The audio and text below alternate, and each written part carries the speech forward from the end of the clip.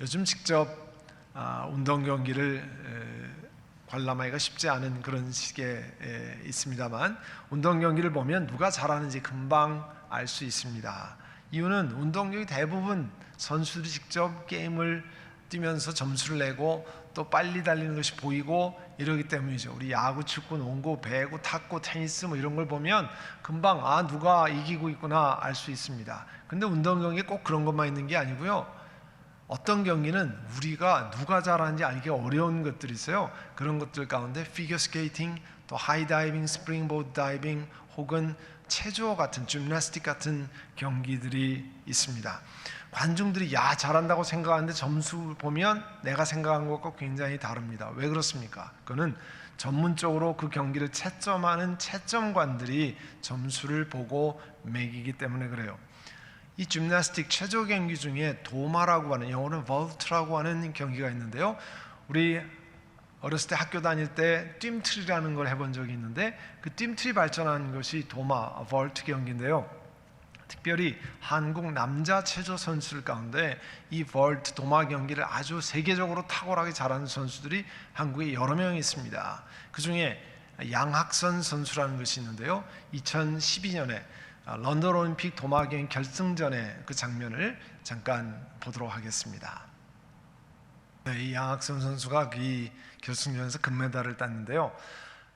공중에서 세 바퀴 1080도라는 게 360도씩 세 바퀴 도는 거잖아요. 그냥 보면 보통 빠르기로는 잘 보이지 않습니다. 나중에 슬로우 모션으로 볼 때 여러분 볼 수 있었잖아요. 그렇게 보니까 잘하는가 보다 이렇게 생각이 되지만, 그러면 정말 다른 선수와 비교해서 어떻게 잘하는가 이야기하라 그러면요, 거의 보통 사람이 얘기하기 어렵습니다. 이 도마 경기는 짧은 거리지만 뛰어와서 이 도마를 짚고 얼마나 높이 도약하는지, 그리고 얼마나 멀리 가는지, 그리고 이 뒤로 회전하는 살토라고 그러는데요, 뒤로 회전하는 트위스트, 옆으로 하는지, 그리고 얼마나 허리를 펴고 공중에서 도는지, 이런 거에 따라서 점수가 기본 점수가 있고 가산점이 있고 또 감점이 있고 그렇게 합니다. 이런 거에 따라서 심판이 세심하게 판정을 내려서 점수를 내거든요. 여러분, 우리 인생이 만약에 체조 경기라고 하면 하나님은 어떤 삶에 더 많은 점수를 주시겠습니까? 어떻게 살면 하나님으로부터 감점을 받습니까? 어떤 경우에 하나님이 너 이렇게 하면 실격이야, 디스퀄리파이 되는 거야, 그런 경고를 받을까요? 사람들이 보기에는 멋진 삶이고 굉장한 삶같이 생각되지만, 우리 인생의 채점관이신 하나님이 보기에는 어떤 점수를 주실까? 우리가 새벽 기도마다 요즘 열왕기상을 쭉 같이 강해를 해 나왔는데요. 거기 보면 열왕기상은 이스라엘 후손들이, 우리 조상들이 어떤 일을 행하는가를 자세히 설명합니다. 그것도 자기 생각이 아니라 하나님 보시기에 우리 조상들은 어떻게 행하는가, 하나님의 관점을 소개하는 겁니다. 그래서 이스라엘 사람들이 그 범죄에서 나중에 이 바벨론으로 포로로 잡혀가잖아요. 그런 일이 다시 없도록 하기 위해서는 어떻게 살아야 하는가를 보여주는 내용이 열왕기에 나와 있습니다. 그걸 보면 하나님은 도대체 무엇을 중요시 여기는가 알 수 있거든요. 그 중에 우리 새벽마다 살펴보았던 것 가운데 남한국 유다의 왕 여호사밧의 이야기가 있는데, 열왕기상에는 이상하게 여호사밧 이야기가 굉장히 짧게 되어 있어요. 한 10절 정도 나와 있습니다. 그렇지만 역대지하, 오늘 우리가 읽은 역대지하에는 넉 장에 걸쳐서 자세히 그 삶을 소개합니다. 그 삶을 보면 우리 인생 신앙 여정에 향한 하나님의 교훈을 잘 볼 수 있어요.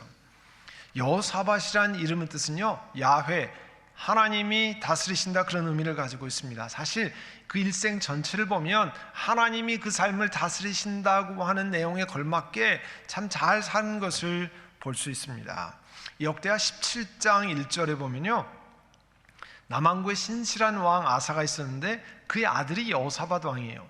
이 아버지를 보고 배운 것이라 생각이 되지만, 그가 이제 하나님을 잘 섬긴 이야기가 나옵니다. 이제 그 성경에 보면 그 이스라엘의 1절 끝에 이스라엘의 침략을 막으려고 국방을 튼튼하게 했다는 내용을 보면 북쪽 이스라엘이 계속 남쪽을 침공했던 것을 알 수 있어요. 그걸 막기 위해서 이 군사적인 조치를 취합니다. 그리고 성경 말씀은 그가 영적으로 어떤 삶을 살았는지를 우리에게 17장 3절부터 소개해요. 어떻게 되냐면 여호사밧이 왕이 되면서부터 그의 조상 다윗이 걸어간 길을 따랐으므로 주님께서 여호사밧과 함께 계셨다. 여호사밧은 바알신을 섬기지 아니하고 하나님을 찾고 하나님의 계명을 따라 살아가고 이스라엘 사람처럼 우상 숭배하지 않았다 말씀했습니다. 당시 북쪽 이스라엘 사람은요, 풍요의 신이라고 하는 바알신을 쫓고, 이렇게 풍요의 신을 쫓으니까, 바알을 쫓으니까 이 사람들이 잘 살았구나, 뭐 이런 생각을 가지고 우상 숭배를 많이 했어요. 그렇지만 여호사밧은 그렇지 않았습니다. 그리고 백성들을 그렇게 놔두지 않았고요. 그래서 17장 5절에 보면 그가 하나님을 섬기고 하나님 말씀대로 살기를 원했을 때 17장 5절에 보면 주님께서는 여호사밧이 다스린 나라를 굳건하게 하셨다 말씀했습니다. 온 유다 백성들이 이제 여호사밧 왕의 선물을 가져올 정도로, 그래서 북이 영광이 있을 정도로 하나님께서 하셨다는 거예요. 하나님을 열심히 찾고 하나님의 계명을 따라 살았는데 결과는 하나님께서 나라를 굳건하게 하셨다는 거예요. 자, 하나님을 열심히 찾는 것, 국방력이 튼튼해지는 것, 이 두 가지는 전혀 연관관계가 없어 보입니다. 그런데 성경은 하나님을 찾을 때 그 나라의 국방이 튼튼해졌다라고 이야기를 했습니다. 왜냐하면 나라를 굳건하게 만드는 주체가 하나님이시라고 하는 것을 말씀하고 있는 거예요. 이 말씀은 또 다른 성경 이야기를 생각나게 만듭니다. 모세가 이스라엘 백성들 이끌고 광야 40년을 인도한 다음에 이제 가나안 땅, 요단강을 건너 가나안 땅에 들어가기 전에 모세는 가나안 땅에 들어가지 못한다는 말씀을 들었잖아요. 그래서 후계자 여호수아를 세웁니다. 그 여호수아에게 권면하는 말씀, 이제 가나안 땅에 들어가면 전쟁을 할 텐데 그 가나안 땅에 많은 족속들과 전쟁을 할 텐데 너는 이렇게 해라, 그런 권면을 하는데 그 권면이 우리가 암송하는 여호수아 1장 8절입니다. 이 율법책을 내 입에서 떠나지 말게 하며 그것을 주야로 묵상하여 그 가운데 기록한 대로 다 지켜 행하라. 그리하면 내 길이 평탄하게 될 것이라. 내가 형통하리라. 자, 전쟁을 앞두고 있는 사람에게 뭘 얘기합니까? 여러분이라면 뭘 얘기하겠습니까? 모세는 이 율법책을 내 입에서 떠나지 말게 하며 그것을 주야로 묵상하고 그 가운데 기록한 대로 다 행하라. 자, 전쟁과 하나님 말씀을 묵상하는 것, 연결성이 없는 이야기죠. 두 가지 다른 종류입니다. 그런데 하나님을 섬길 때 하나님께서 그 길을 평탄케 하신다는 말씀을 주셨습니다. 여호사밧 왕에게 똑같은 일이 일어났는데요. 그 17장, 역대하 17장 6절에 보시면 오직 주님께서 지시한 대로 살기로 작정하고 다짐하고 유다에서 산당과 아세라 목상을 없애버렸다. 산당은 당시 가나안 사람들이 자기들 우상을 숭배하는 높은 곳, 하이 플레이스라고 그러는데요, 거기를 그냥 놔두는데 그쪽에서 우상 숭배를 하고 또 아세라 우상 숭배를 했는데 여호사밧 왕이 그걸 다 없애버리는 거예요. 생각해 보세요. 여러분 동네에 이 삼신당 이런 걸 만드는 걸 여러분이 가서 부신다고 하면 와서 데모할 거 아니겠어요? 안 된다고 난리를 피지 않겠어요? 그렇지만 여호사밧 왕은 하나님을 섬기게, 백성들을 하나님 섬기게 만들기 위해서 그 반대를 무릅쓰고 그렇게 했을 겁니다. 여호사밧 왕이 한 것이 이것뿐이 아닙니다.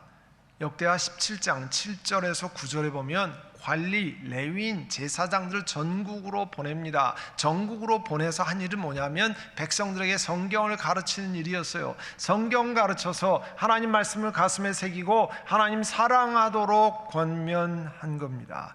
그랬더니 나타난 결과가 17장 10절이에요. 뭐라고 되어 있습니까? 유다의 주위에 있는 모든 나라는 유다를 보호하시는 주님이 두려워서 감히 여호사밧에게 싸움을 걸지 못했다. 자, 여호사밧이 굉장한 카리스마가 있어서 지도력이 탁월해서 아니면 남유다가 가진 전투력이 두려워서 주변에 있는 나라가 쳐들어오지 못한 것이 아니라는 거예요. 하나님이 두려워서 못했다고 그랬어요. 이런 관점을, 사람들이 보지 못하는 그런 것들을 보여주는 겁니다. 우리 신앙인들에게도 마찬가지입니다. 하나님을 섬기기로 작정하고 하나님 말씀을 자신에게 가까이 두고 말씀대로 지키기로 작정하면, 말씀의 내용에 수많은 내용들이 있잖아요. 그걸 지키기로 작정하면 하나님께서도 우리 삶의 길을 여십니다. 우리 인생의 채점관 되신 하나님의 눈에 점수 받을 일을 하기 때문에 그런 거예요. 우리 교회에 한번 새벽기도에 오셔서 설교도 하시고 간증도 하고 자기 이야기를 하신 미국의 굴지의 건축회사 회장이신 이 하영록 목사님, 팀 하스라고 하는 그분이 쓰신 페이버라고 하는, 한국말로도 페이버 이렇게 써 있는데요, 영어로 페이버라고 하는 책이 있어요. 그 서브 타이틀이 하나님의 특별한 선물이라는 책인데 거기에 이런 얘기가 나옵니다. 이분이 30대 초반에 큰 회사의 중력으로 일하다가 병원에 실려가요. 가서 검사를 해보니까 이 심장으로는 죽는다는 거죠. 무슨 얘기입니까? 심장 이식 수술을 받아야 된다는 거예요. 근데 심장 이식 수술하는 게 그냥 뭐 쉽게 받는 게 아니잖아요. 자기와 맞는 심장이 있어야 되는 거잖아요. 그래서 2년을 기다리면서 병원에 들락날락 하기를 엄청 반복했는데 2년 만에 자기와 맞는 심장을 있다는 소식을 듣고 수술 직전에 무슨 얘기를 들었냐면, 자기와 같이 입원해 있던 옆에 방의 여자가 자기와 똑같은 상황인데 그 심장이 그 여인에게도 맞는다는 거예요. 그런데 그 사람이 자기보다 조금 더 위중하다는 얘기를 듣고요, 수술 직전에 그 심장을 그 여인에게 양보합니다. 병원에서 난리가 났어요. 의사도 난리가 났어요. 보통 그런 일이 거의 들어보기 어렵잖아요. 그런데 그분이 양보를 해요. 그래 그 여인이 살아납니다. 그리고 기적적으로 이 사람도 한 달 후에 그에게 맞는 심장을 받고 회복합니다. 그리고 이제 자기가 건축회사를 새로 시작합니다. 집 가라지에서. 그런데 첫 번째 맡은 일이 뭐냐면 미국에서 두 번째로 큰 크레딧 카드 회사의 일을 맡기 시작했어요. 그리고 그 회사의 일을 계속 맡아가면서 회사가 점점 커졌습니다. 모든 사람이 신기했고요, 그 하영록 회장 자신도 신기했어요. 왜 이렇게 회사가 커가는지. 그런데 나중에 그 비밀을 알게 됐습니다. 그 크레딧 카드 회사의 부사장이 사망하면서 그 비서가 장례식 통보를 하면서 알려준 거예요. 뭐라고 하냐면, 그 하영록 회장을 만난 다음에 그 큰 회사의 부사장이 내가 저 사람에게 계속 일을 주고 싶다, 저 사람을 성공하게 만들고 싶다, 그렇게 얘기했다는 거예요. 그리고 내가 죽고 난 다음에도 그 사람을 성공시켜달라고 유언까지 남겼다는 거예요. 이 기적 같은 일을 그는 하나님의 페이버라고 얘기합니다. 하나님의 뜻에 합당한 일을 했더니 하나님이 은혜를 주셨다, 하나님이 페이버를 주셨다, 그렇게 고백하고 있습니다. 하나님의 채점표에 합당한 일을 할 때 하나님이 페이버를 주셨다는 거죠. 그런데 일생을 살다 보면 넘나지가 있을 수 있잖아요. 다윗이 계곡으로 떨어진 것 같이 여호사밧 왕도 그런 시간이 있습니다. 오늘 우리가 그 17장을 읽었는데 18장에 가면 이제 여호사밧이 재물을 많이 모으고 큰 영예를 얻었습니다. 그리고 뭐라고 되어 있냐면, 그는 아합 가문과 혼인의 유대를 맺었다, 몇 단어로 나와요.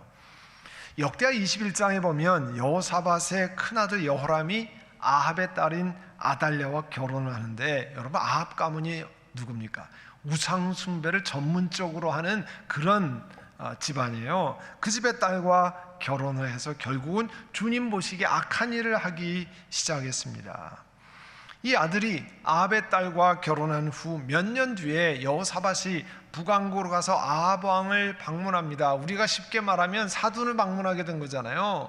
며느리 아버지 아합 왕한테 갔는데, 그 사돈인 아합 왕이 여호사밧에게 무슨 제의를 하냐면, 내가 이제 전쟁을 요단강을 건너서 오른쪽에 길르앗 라못이라고 하는 곳에 전쟁을 하러 가는데 그 전쟁에 같이 동행하시겠습니까? 전쟁을 수행하시겠습니까? 그때 역대하 18장 3절에요 이렇게 얘기합니다. 여호사밧 왕이 내 생각이 바로 임금님의 생각이고 내가 통솔하는 군대가 임금님의 군대입니다. 우리는 임금님과 함께 싸우러 가겠습니다. 아합 왕이 제안하는 것을 덥석 물었어요. 그리고 뭐 더 적극적으로 찬성합니다. 이게 사돈 관계라는 게 쉬운 게 아니잖아요. 사돈이 얘기하니까 그렇기도 하고, 또 나라를 생각하니까 이스라엘에게 잘 보여서 나라가 좀 평안하게 살 거라고 머리로 계산을 했던 것으로 보입니다. 그렇지만 전쟁이 뭡니까? 전쟁은 게임이 아니잖아요.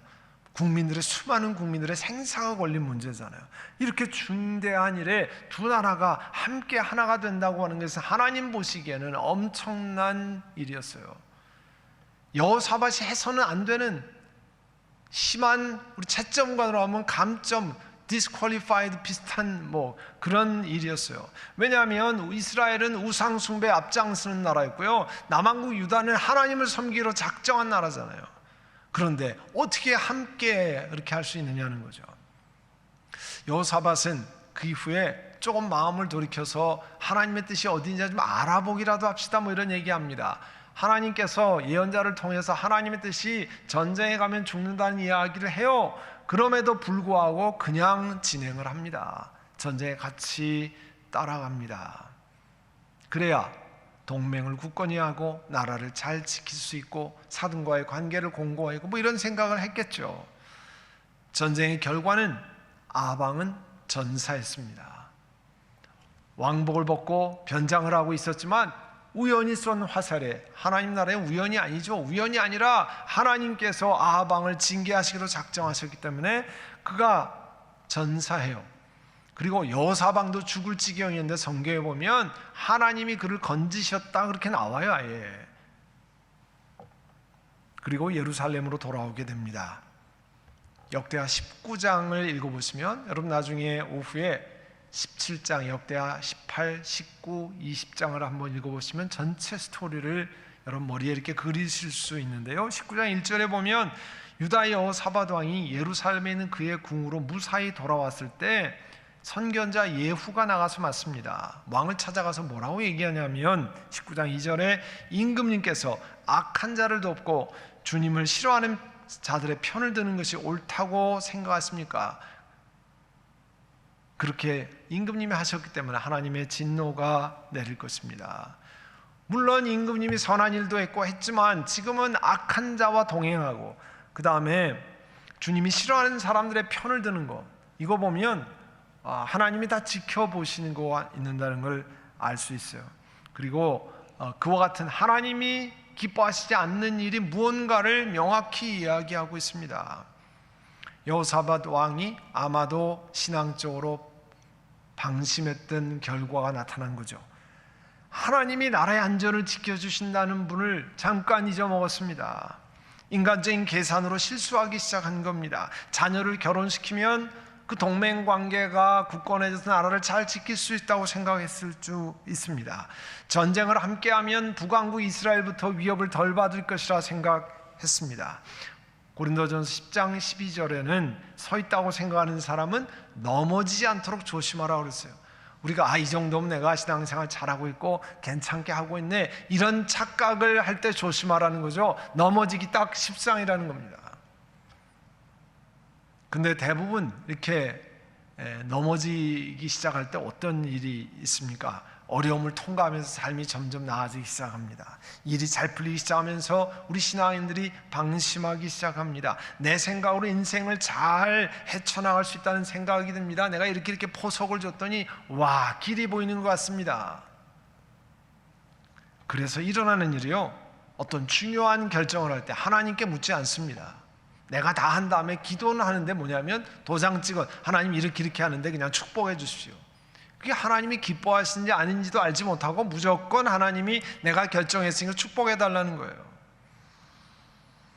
하나님의 뜻이 무엇인지도 하나님 앞에 묻지 않습니다. 그 이전까지 하나님이 내 생활에 잘 되게 하신 주체가 하나님이시라는 걸 잊어먹습니다. 그리고 내 머리로 계산해서 결정합니다. 오늘 여호사밧도 하나님의 그런 삶을 갔어요. 그때 하나님이 사람을 통해서 그 하나님이 기뻐하시지 않는 일을 했다는 것을 전달받습니다. 여호사밧은 그때 돌이켜요. 그 삶이 잘못된다는 것을 압니다. 그래서 19장에 가면 그가 나라에 세운 재판관들에게 이야기하는 것을 보면 그가 마음을 돌이켰다는 사실을 알 수 있어요. 19장 6절에 보면 그대들은, 재판관들이 하는 말입니다, 맡은 일을 할 때 삼가 조심해서 하십시오. 그대들이 하는 재판 단순히 사람을 기쁘시게 하는 것이 아니라 재판할 때에 그네들과 함께 하시는 주님을, 하나님을 기쁘시게 하는 것을 명심하십시오. 주님을 두려워하는 일이 한순간이라도 그대들에게 떠나지 않도록 하십시오. 이걸 보면 그가 이제 자세를 돌이킨 걸 알 수 있습니다. 그리고 역대하 20장에 가면요, 이 남한국 유다의 모압과 암몬이라는 강대국들이 쳐들어옵니다. 그때 여호사밧 왕은 제일 처음에 한 일이 하나님 앞에 기도드린 일이에요. 그 다음에 백성들의 금식을 선포한 일이에요. 주님의 뜻을 찾습니다. 하나님께서 그 여호사밧과 백성의 기도를 응답하시고 남유다에게 커다란 승리를 주십니다. 우리들이 신앙생활하면서 잠깐 인생이 편안하고 잘 돌아가는 것 같을 때 교만해져서 욕심에 빠져서 하나님의 뜻을 벗어날 수 있습니다. 그러나 하나님이 깨닫게 하시면 이 여호사밧과 같이 돌아서야 합니다. 하나님이 가르쳐 줄 때 내가 잘한 일입니다, 내가 괜찮습니다, 뻗팅기면 안 됩니다. 돌아서고 회개하고 하나님 앞에 다시 마음을 가다듬어야 됩니다. 예수 그리스도를 중심으로 삶을 타가며 살아가려고 하는 신앙인들이 세상에 많이 있습니다. 우리 교회도 많이 계세요. 여호사밧 왕이 그런 사람이었습니다. 그런 그도 신앙적으로 방심하면 잠시 자기가 자기 인생의 선장인 것으로 착각합니다. 선장은 어떤 사람이에요? 배의 모든 것을 결단 내리고 하잖아요. 그가 핸들을 왼쪽으로 돌리면 배가 왼쪽으로 갑니다. 그가 핸들을 오른쪽으로 돌리면 반대 방향으로 갑니다. 내 인생의 모든 핸들을 내가 잡은 것으로 착각하기 시작하는 거예요. 우리 인생도 예수님이 주인이 아니라 내가 주인으로 살짝 바뀌어가는 때가 생겨납니다. 그때가 주로 어느 때냐면요, 하나님이 길을 많이 열어주실 때, 많은 것이 생겨날 때, 이제 괜찮구나, 이제 좀 일이 피는구나 생각할 때. 그런데 하나님 뭐라고 말씀하세요? 야고보서 4장 13절에 보면 오늘이나 내일 어느 도시에 가서 1년 동안 거기에서 지내고 장사하고 돈을 벌겠다고 하는 사람들이요, 자기 계획은 어느 도시에 가서 이렇게 투자하면 이만한 돈을 벌겠다고 하는 사람들이요, 하나님 뭐라고 말씀합니까? 여러분은 내일 일을 알지 못합니다. 여러분의 생명이 무엇입니까? 여러분 잠깐 나타났다가 사라져버리는 안개에 지나지 않습니다 말씀해요. 도리어 하나님 앞에 이렇게 얘기하라는 거예요. 주님께서 원하시면 우리가 살 것이고 이런 일 저런 일을 할 것입니다. 늘 그렇게 하나님 앞에 나아가라는 겁니다. 여호사밧 왕이 그렇게 하다 인생 맨 후반기에 다시 잠깐 하나님이 기뻐하시는 일이 무엇인지 분별하는 일을 잊어버리는 사건이 나와요. 그게 오늘 읽은 맨 뒤에 있습니다.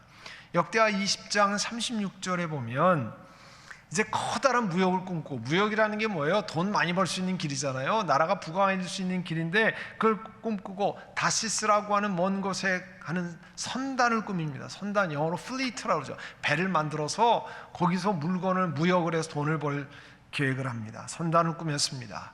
근데 역대하 20장 36절에 보면 누구의 권유로 그렇게 했냐면 아하시야가 투자 자문을 한 거예요.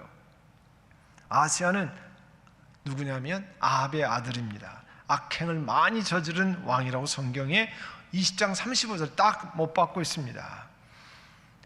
어떤 악행이냐, 그냥 살인을 저져 그런 뜻이 아니고 하나님께 범죄하고 우상 숭배에 앞장선 아합의 아들 이세벨의 아들이었어요. 그 그대로 배운 대로 그렇게 행했다는 겁니다. 그런데 이런 사람과 또 동행하는 일을 저질렀어요.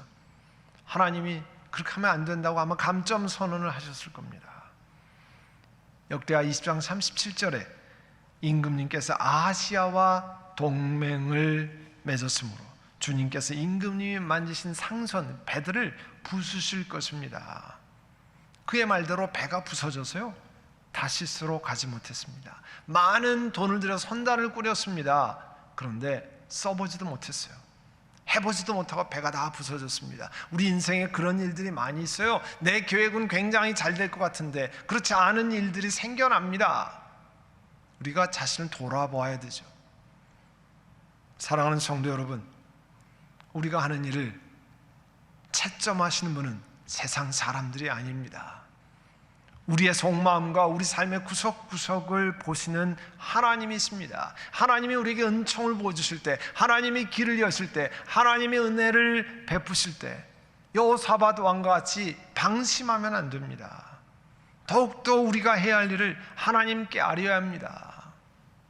모든 일에 내 명철을 의지하지 말고 하나님께 구해야 합니다. 하나님이 기뻐하시는 일인가를 분별해야 합니다. 여호사밧의 인생 여정에서 하나님께서 보여주신 교훈들을 잊어버리면 안 됩니다. 그것 때문에 우리가 열왕기상 역대하를 읽는 거예요. 그래야 우리 인생을 복된 길에 인도하시는 그 하나님의 축복을 누리면서 이 땅을 살아갈 수 있습니다. 하나님의 채점표에 합당한 사람이 되는 겁니다. 오늘 본당에서 가정에서 드리는 선한 목자 교회 성도 여러분, 오늘 여호사밧의 인생을 통해서 하나님 우리에게 말씀하시는 것을 듣고 주님 앞에 나아가고 더욱더 주님께 의지하는 우리 모두가 되시기를 간절히 소원합니다. 아멘. 이 시간 우리 들은 말씀을 기억하고 하나님 앞에 기도합니다. 그래서 하나님, 저희들을 긍휼히 여기시고 하나님 교만해서 방심하는 일이 없고 하나님께 무릎 꿇고 하나님 앞에 나아가고 하나님 앞에 엎드리는 저희들 되기를 원합니다. 주여, 저희들을 불쌍히 여기시옵소서.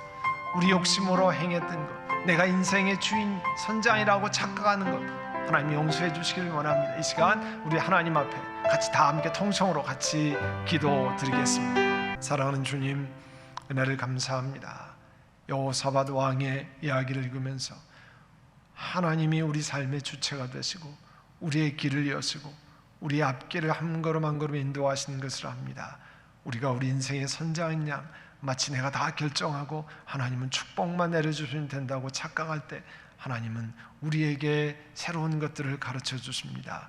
이와 같은 것들을 우리 마음에 새기고 하나님 앞에 낮아져서 하나님께 의지하고 하나님의 도우심을 구하고 교만하지 않도록 우리 인생의 채점관이신 하나님 앞에 낮아지는 저희들 되게 하여 주시옵소서. 예수님의 이름으로 기도드립니다. 아멘.